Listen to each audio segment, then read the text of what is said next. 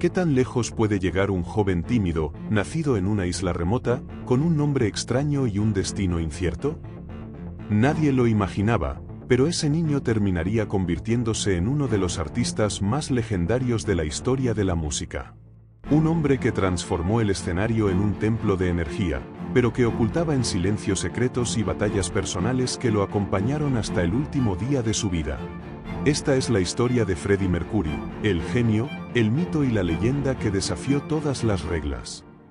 Freddie Mercury no nació siendo Freddie Mercury. Su verdadero nombre era Farrokh Bulsara, y llegó al mundo el 5 de septiembre de 1946 en la isla de Zanzíbar, que en ese entonces era un protectorado británico en la costa de África. Era hijo de Bomi y Her Bulsara, una familia de origen parsi, una comunidad religiosa vinculada al zoroastrismo. La familia Bulsara no era adinerada, pero mantenía una vida estable. Desde niño, Farrokh mostró un carácter reservado, una mezcla de timidez y observación aguda del mundo que lo rodeaba. La cultura en la que creció era una combinación de tradiciones orientales, costumbres británicas y la riqueza de un entorno multicultural. Este mosaico de influencias marcaría profundamente su visión del arte y de la vida. A los 8 años, sus padres decidieron enviarlo a la India, a un internado llamado St. Peter's School, cerca de Bombay. Allí comenzó a firmar sus cartas como Freddie, un diminutivo que lo acompañaría por el resto de su vida. En la escuela, Freddie no era el más popular ni el más fuerte físicamente, pero sí el más creativo. Mostraba un talento especial para la música y el arte. Aprendió a tocar el piano y formó su primera banda escolar, The Hectics, donde se dedicaba a imitar canciones de rock and roll que en ese momento comenzaban a revolucionar el mundo. En 1964, cuando Freddie tenía 17 años, una serie de disturbios políticos en Zanzíbar obligó a su familia a abandonar la isla. Los Bulsara emigraron a Inglaterra en busca de seguridad y mejores oportunidades. Ese cambio no fue fácil. Freddie llegó a un país frío y extraño, en el que se sentía un forastero. Pero aquel choque cultural lo empujó a forjar una identidad nueva. Estudió en el Ealing Art College, donde se especializó en diseño gráfico. Esa formación le sería clave años más tarde, pues él mismo diseñó el famoso logo de Queen, cargado de símbolos astrológicos que representaban a cada miembro de la banda. Durante esos años, Freddie vivió intensamente en Londres de finales de los 60, una ciudad vibrante, en plena revolución cultural, donde la moda, la música y el arte rompían todos los moldes. Su apariencia también empezó a cambiar, adoptó un look llamativo, con ropa extravagante y cultivó un aire misterioso. Poco a poco, Freddie dejó de ser Farrokh Bulsara y comenzó a forjar el personaje de Freddie Mercury. Este cambio no fue solo artístico, fue una reinvención total de su identidad. La elección del apellido Mercury no fue casual. En la mitología romana, Mercurio era el dios mensajero, el que se movía entre mundos con rapidez y encanto.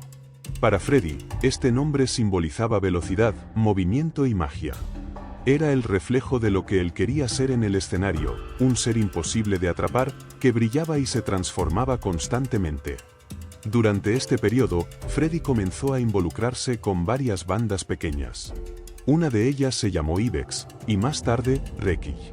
Aunque ninguna logró despegar realmente, esas experiencias le dieron la práctica necesaria para pulir su estilo, su potencia vocal y su inigualable presencia escénica. Sin embargo, Freddie no se sentía satisfecho. Sabía que estaba destinado a algo más grande, algo que rompiera las barreras de lo convencional. El destino comenzó a tomar forma en 1970, cuando Freddie conoció a Brian May, guitarrista, y Roger Taylor, baterista. Ellos tenían una banda llamada Smile, que había tenido cierto reconocimiento, pero que estaba a punto de disolverse. Freddie, que ya era amigo de ambos, admiraba su talento, pero sobre todo tenía una visión clara. Quería crear una banda diferente, no solo de música, sino de espectáculo, de teatralidad y de emociones intensas. Convenció a May y Taylor de seguir adelante con un nuevo proyecto. Poco después se sumó John Deacon, un bajista tímido y reservado, pero con una gran capacidad para componer melodías pegadizas. Con esta formación, nació Queen. Freddie insistió en el nombre. Para muchos podía sonar pretencioso, pero él lo veía como una declaración de poder, una reina que representaba elegancia, majestuosidad y fuerza. Además, el nombre tenía un guiño provocador y ambiguo, perfecto para romper con lo establecido en la sociedad británica de la época. Desde el principio, Freddie tenía claro que Queen no sería una banda cualquiera. No bastaba con tocar bien, había que crear un espectáculo que dejara al público sin aliento. Su estilo vocal, su capacidad para moverse entre géneros como el rock, la ópera, el pop y el heavy metal, lo convertían en un líder natural. Freddie no solo cantaba, interpretaba cada canción como si fuera una obra de teatro.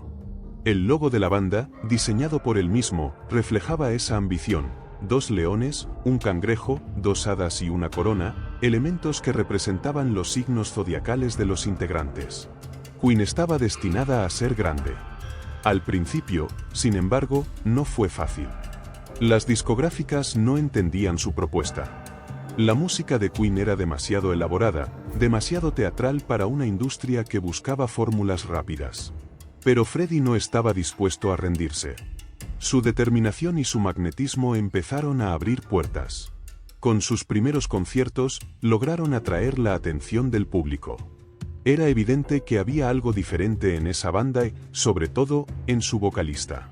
Freddie Mercury no era solo un cantante, era un huracán en el escenario. Mientras Queen se abría camino, Freddie empezó a forjar la imagen que lo convertiría en un ícono. Sus atuendos extravagantes, su energía desbordante. Todo formaba parte de un personaje cuidadosamente construido, pero que al mismo tiempo era auténtico. Era un hombre que vivía entre 2 mundos, el artista que brillaba bajo los reflectores y el ser humano que, en la intimidad, lidiaba con miedos, inseguridades y una búsqueda constante de amor. Pero eso, lo descubriremos más adelante. Lo que comenzó con un joven tímido de Zanzíbar estaba a punto de transformarse en una explosión de talento que cambiaría para siempre la historia de la música. Queen aún no había conquistado el mundo, pero la chispa ya estaba encendida. Y cuando esa chispa se convirtiera en fuego, nadie podría apagarla. El año era 1973, y Queen finalmente había conseguido grabar su primer álbum, titulado simplemente Queen. El disco pasó casi desapercibido para el gran público, pero ya contenía algunos elementos que definían lo que la banda sería: arreglos complejos, un estilo teatral, por supuesto, la voz incomparable de Freddie Mercury. Freddie no era un vocalista cualquiera. Su rango vocal, que abarcaba casi 4 octavas, le permitía pasar de tonos graves y oscuros a agudos que parecían imposibles. Pero más allá de la técnica, estaba su capacidad interpretativa. Cada canción era una obra dramática en sí misma. Aunque la crítica no prestó demasiada atención al primer disco, Queen comenzaba a hacerse notar en los escenarios. Sus conciertos eran explosivos, y Freddie se transformaba cada vez que subía a cantar. No solo interpretaba, dominaba al público. En 1974, lanzaron Queen II, un disco mucho más ambicioso y experimental. Fue en esta etapa donde Freddie demostró que su visión iba más allá de lo comercial. Para él, la música era un espectáculo total. El álbum presentaba un sonido denso, con letras fantásticas y un estilo que mezclaba rock pesado con atmósferas casi de cuento de hadas. Aunque las ventas no fueron extraordinarias, la banda comenzó a ganar una base sólida de seguidores. Freddie, con su carisma y vestuarios cada vez más extravagantes, se convertía en el rostro de esa revolución musical. En el mismo año publicaron otro álbum, Sheer Heart Attack. Este trabajo mostró un lado más accesible y melódico de Queen. Fue aquí donde la banda empezó a sonar fuerte en las radios, gracias a temas como Killer Queen, compuesta por Freddie.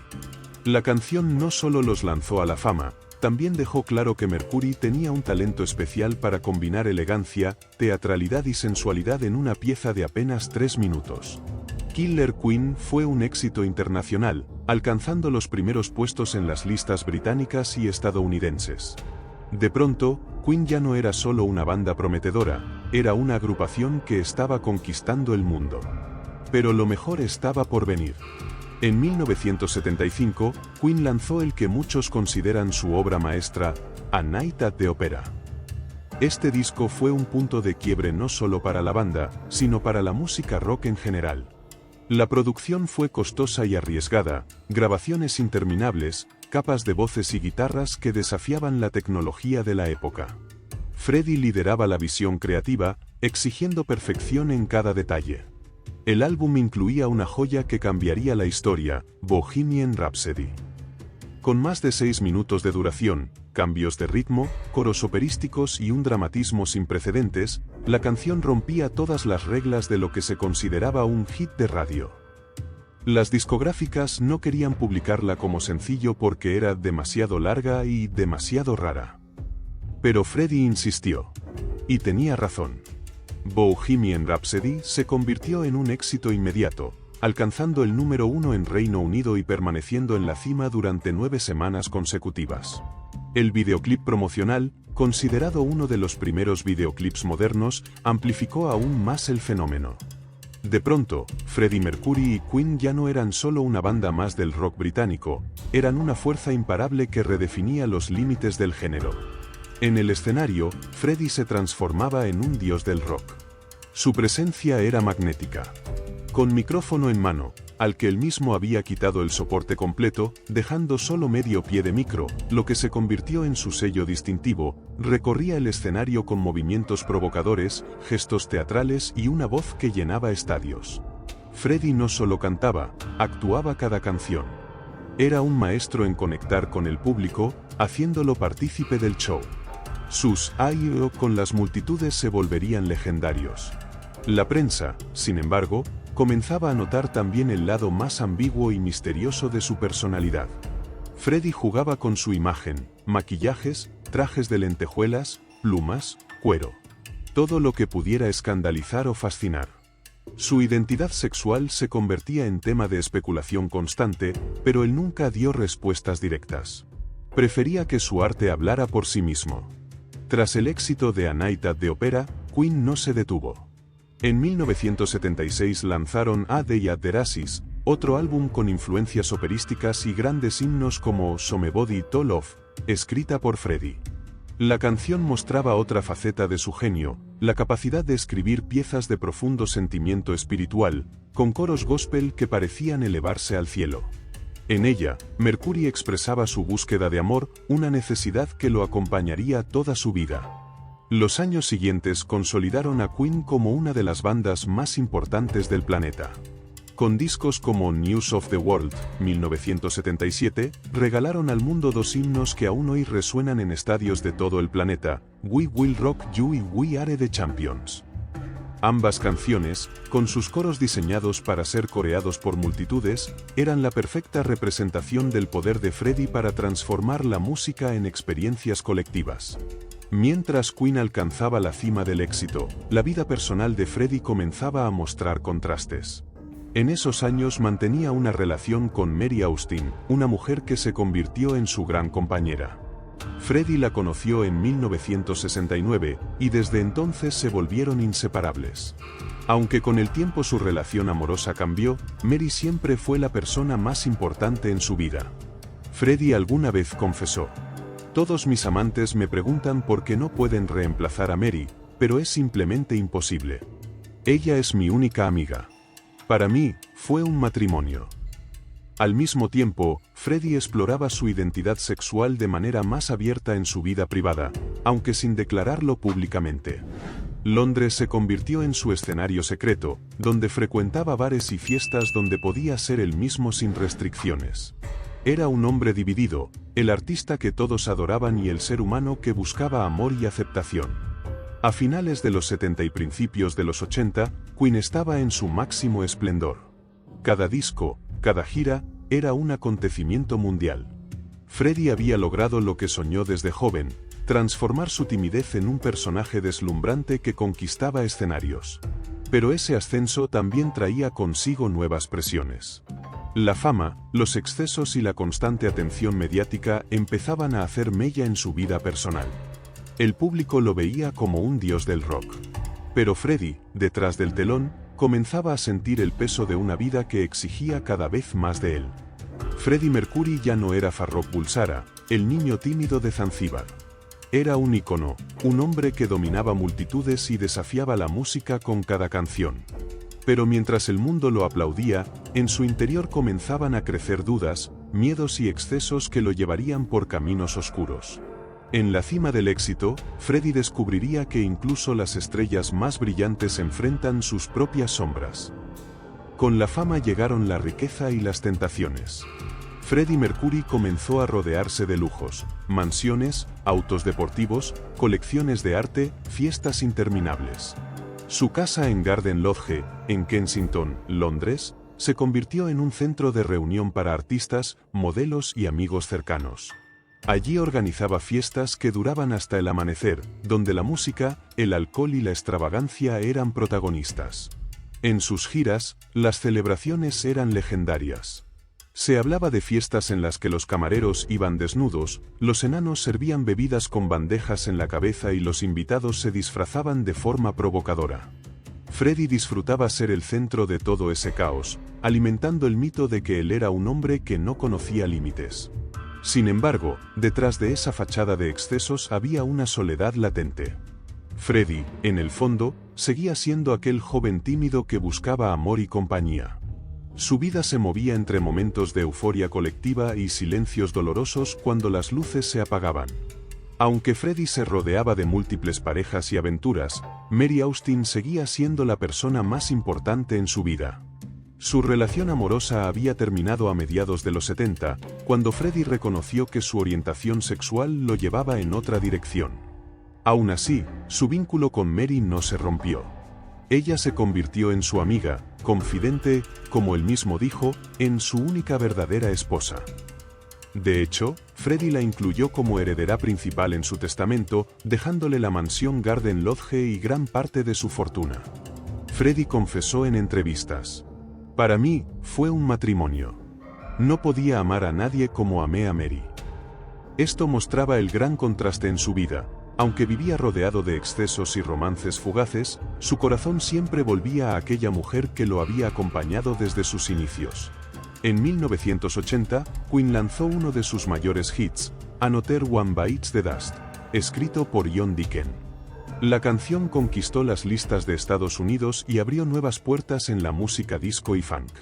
Ese mismo año, la banda sorprendió con su participación en la película Flash Gordon, creando una de las bandas sonoras más icónicas del cine de ciencia ficción. En 1981, realizaron un histórico concierto en Buenos Aires, Argentina, donde reunieron a más de 300.000 personas, un récord absoluto para la época en América Latina. Freddie conquistó a los fans con frases en español, vestuarios extravagantes y un dominio absoluto del escenario. Pero no todo era aplauso y gloria. En esos años, muchos críticos de rock comenzaron a atacar a Queen, acusándolos de haberse vendido a lo comercial. Canciones como Radio Gaga o I Want to Break Free recibieron opiniones divididas, especialmente en Estados Unidos, donde el videoclip de I Want to Break Free, con la banda vestida de mujeres en un tono humorístico, fue censurado en varias cadenas. Freddie, sin embargo, nunca se disculpó por sus decisiones. Para él, el arte debía ser libre, provocador y arriesgado. Mientras Queen seguía llenando estadios, Freddie comenzaba a llevar una vida paralela cada vez más marcada por excesos y relaciones complicadas. En la década de los 80, su vida nocturna en Múnich y Nueva York se volvió legendaria. Freddie frecuentaba bares gay, discotecas y fiestas privadas donde el exceso era la norma. Para él, aquellos espacios eran una forma de liberarse de la presión pública y experimentar una libertad que pocas veces podía tener bajo el ojo mediático. Pero este ritmo de vida empezó a pasar factura. Aunque en los escenarios seguía siendo imparable, en la intimidad su salud comenzaba a resentirse. El cansancio, los excesos y el vacío emocional eran cada vez más evidentes. Freddie era un hombre dividido. En el escenario, un dios del rock, amado por millones. Fuera del escenario, un ser humano vulnerable, buscando desesperadamente afecto y escapando de sus propios miedos. El 13 de julio de 1985, Queen participó en el famoso concierto Live Aid, organizado por Bob Geldof para recaudar fondos contra el hambre en África. El evento reunió a los artistas más grandes del momento, pero fue Queen quien robó el show. Durante 20 minutos, Freddie Mercury se adueñó del escenario del estadio de Wembley y del corazón de 1,500 millones de espectadores alrededor del mundo. Canciones como Radio Gaga, We Will Rock You y We Are the Champions hicieron vibrar al estadio. Pero lo más impresionante fue la interacción de Freddie con el público. Sus I.O. se convirtieron en una especie de liturgia colectiva, con miles de personas respondiendo cada uno de sus gestos. Aquel día, Freddie demostró que no había nadie como él. Incluso críticos que habían menospreciado a Queen tuvieron que rendirse ante la evidencia. Habían presenciado uno de los mejores conciertos de la historia. Live Aid fue la cima de su carrera, pero también el inicio de un capítulo oscuro, porque, en secreto, Freddie ya había comenzado a enfrentarse a la enfermedad que marcaría su destino. A mediados de los 80, los rumores sobre la salud de Freddie comenzaron a circular. Se decía que había adelgazado de manera drástica y que su apariencia era más frágil. Aunque él lo negaba públicamente, ya había recibido un diagnóstico devastador: tenía VIH. En aquella época, el SIDA era una enfermedad estigmatizada, rodeada de miedo y prejuicios. Reconocerlo significaba quedar expuesto no solo a la prensa, sino al rechazo social. Por eso, Freddie decidió mantenerlo en secreto, compartiéndolo solo con su círculo más cercano. Aún así, el peso de esa noticia comenzó a cambiarlo. Aunque continuó actuando con energía, sabía que el tiempo no estaba de su lado. Freddie Mercury había alcanzado lo más alto que un artista podía soñar: fama mundial, himnos inmortales y el reconocimiento como uno de los mejores intérpretes de la historia. Pero mientras el mundo lo aclamaba como un dios, él cargaba con un secreto que lo consumía en silencio. El hombre que parecía invencible estaba a punto de enfrentarse a su mayor batalla, la lucha contra el tiempo. Después del triunfo histórico en Live Aid, 1985, Queen vivió un renacer. La banda volvió a ocupar los primeros lugares de popularidad, y Freddie Mercury, una vez más, era considerado el mejor showman del planeta. Pero detrás de la euforia, Freddie guardaba un secreto doloroso: ya sabía que era portador del VIH. En un tiempo donde la enfermedad estaba rodeada de prejuicios, reconocerlo significaba exponer su vida privada a un juicio mediático implacable. Por eso, Freddie decidió mantener silencio. Solo Mary Austin, algunos amigos cercanos y sus compañeros de Queen conocían la verdad. La prensa, sin embargo, comenzaba a sospechar. Cada cambio físico, cada señal de debilidad, se convertía en un titular. Freddie, siempre tan orgulloso de su imagen, se refugiaba cada vez más en la privacidad. En su vida personal, Freddie había encontrado cierta estabilidad con Jim Hutton, un peluquero irlandés con quien inició una relación en 1985. Jim se convirtió en su compañero hasta el final, dándole a Freddie la paz y el amor que tanto había buscado. Aunque Freddie nunca se declaró abiertamente homosexual en entrevistas, su relación con Jim fue un secreto a voces. En Garden Lodge, su casa en Kensington, Freddie disfrutaba de una vida más tranquila, rodeado de sus gatos, a quienes trataba como verdaderos hijos, y de su círculo más íntimo. A pesar de la enfermedad, Freddie no se rendía. Seguía componiendo, grabando y planeando proyectos. Para él, la música era un refugio, una forma de olvidar el dolor y dejar huella más allá de su fragilidad física. En 1986, Queen lanzó el álbum A Kind of Magic, que incluyó canciones usadas en la película Highlander. Fue un éxito en Europa, y la gira mundial que siguió se convirtió en una de las más grandes de la banda. El 9 de agosto de 1986, en el estadio de Newark, Queen dio el que sería su último concierto con Freddie Mercury al frente. Aunque nadie en el público lo sabía, ese día marcó el fin de una era. Freddie, consciente de que su salud no le permitiría seguir girando, lo entregó todo en el escenario. Fue una despedida encubierta, disfrazada de espectáculo. En los años siguientes, aunque Freddie se alejaba de las giras, su creatividad no se detuvo. En 1988, lanzó junto a la soprano española Montserrat Caballé el álbum Barcelona, un proyecto que sorprendió al mundo. La canción principal, Barcelona, se convirtió en un himno que más tarde fue usado en los Juegos Olímpicos de 1992. Freddie cumplía así uno de sus grandes sueños: unir el rock con la ópera en una obra grandiosa. A finales de los 80, los rumores sobre la salud de Freddie se intensificaron. Su aspecto había cambiado, más delgado, más frágil, con rasgos marcados. Los paparazzi lo perseguían día y noche, buscando la foto que confirmara lo que todos sospechaban. Freddie, sin embargo, nunca perdió la dignidad. Aunque rechazaba hablar públicamente del tema, siguió grabando música con una fuerza impresionante. En 1989, Queen lanzó The Miracle, un álbum con canciones como I Want It a Live Breakthrough. Las letras dejaban entrever mensajes ocultos, reflexiones sobre el tiempo, la lucha y el deseo de seguir adelante. Su círculo cercano lo protegía de la prensa y lo apoyaba en sus momentos más difíciles. Brian May, Roger Taylor y John Deacon no solo eran compañeros de banda, se convirtieron en su familia elegida. Juntos, decidieron seguir grabando mientras Freddie tuviera fuerzas. En 1991, Queen lanzó el álbum Innuendo, considerado por muchos como la despedida artística de Freddie Mercury. La canción homónima, con más de 6 minutos de duración, era un claro eco de Bohemian Rhapsody, compleja, intensa y profundamente emotiva. Freddie, debilitado por la enfermedad, grabó las voces con una pasión sobrehumana. Canciones como These Are the Days of Our Lives y The Show Must Go On se convirtieron en mensajes directos sobre su condición y su determinación de seguir adelante hasta el final. En especial, The Show Must Go On, escrita por Brian May, parecía imposible de cantar en el estado físico en el que Freddie se encontraba.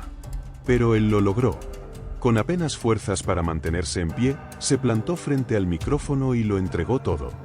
La grabación fue tan poderosa que se convirtió en un himno de resistencia. Freddie ya no hablaba públicamente de su enfermedad, pero su música lo decía todo. Durante años, Freddie había mantenido en secreto su diagnóstico. Pero en noviembre de 1991, consciente de que el final estaba cerca, decidió dar un paso valiente. El 23 de noviembre de 1991, a través de un comunicado oficial, confirmó al mundo que padecía SIDA. El texto era breve, directo y conmovedor. Deseo confirmar que he dado positivo en la prueba del VIH y que tengo SIDA. He decidido mantener esta información en privado hasta ahora para proteger la intimidad de quienes me rodean. Ha llegado el momento de que mis amigos y fanáticos alrededor del mundo conozcan la verdad.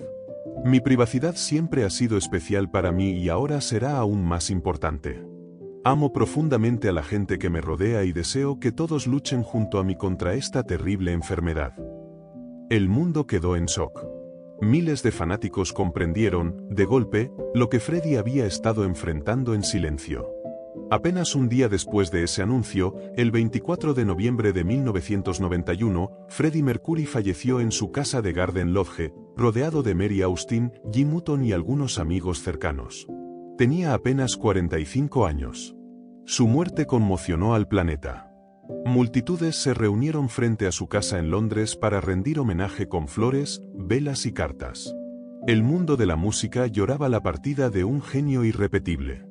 Mary Austin cumplió su promesa de proteger su legado, y Garden Lodge se convirtió en un santuario invisible para los fanáticos, aunque sus puertas permanecieron cerradas al público. Freddie Mercury se apagó demasiado pronto, pero no sin antes dejar al mundo un legado inmortal. Su voz, sus canciones y su energía quedaron grabadas en la memoria de millones de personas.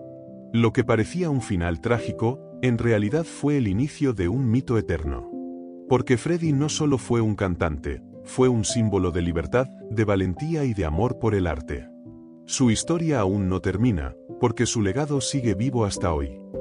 Para honrar su memoria, el 20 de abril de 1992 se organizó el concierto tributo a Freddie Mercury en el estadio de Wembley.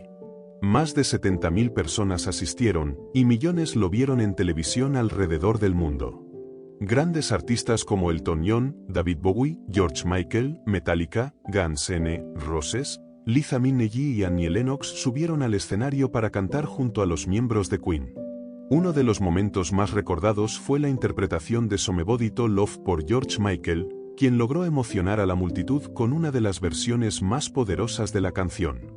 Ese concierto no solo fue un homenaje. Por primera vez, el mundo de la música se unía para hablar abiertamente de la enfermedad que había arrebatado a Freddie. De ese evento nació la Fundación Mercury Phoenix Trust, destinada a recaudar fondos para la investigación y lucha contra el SIDA. Hasta hoy, la fundación ha salvado miles de vidas y mantiene vivo el espíritu solidario de Freddie. A pesar de haber partido, Freddie Mercury nunca desapareció. Su imagen, sus canciones y su voz siguieron resonando en todas partes. Películas, documentales y homenajes se multiplicaron. En 2018, el estreno de la película Bohemian Rhapsody, protagonizada por Rami Malek, llevó nuevamente la historia de Queen a nuevas generaciones. La cinta se convirtió en un fenómeno mundial y ganó varios premios Oscar, incluido el de Mejor Actor para Malek. Freddie Mercury fue, es y será una de las voces más grandes de todos los tiempos. El show, tal como él lo dijo, siempre debe continuar. Y gracias a su música, el show de Freddie Mercury nunca terminará. La pantalla se oscurece y aparece la frase: Freddie Mercury, 1946-1991. La leyenda que nunca morirá.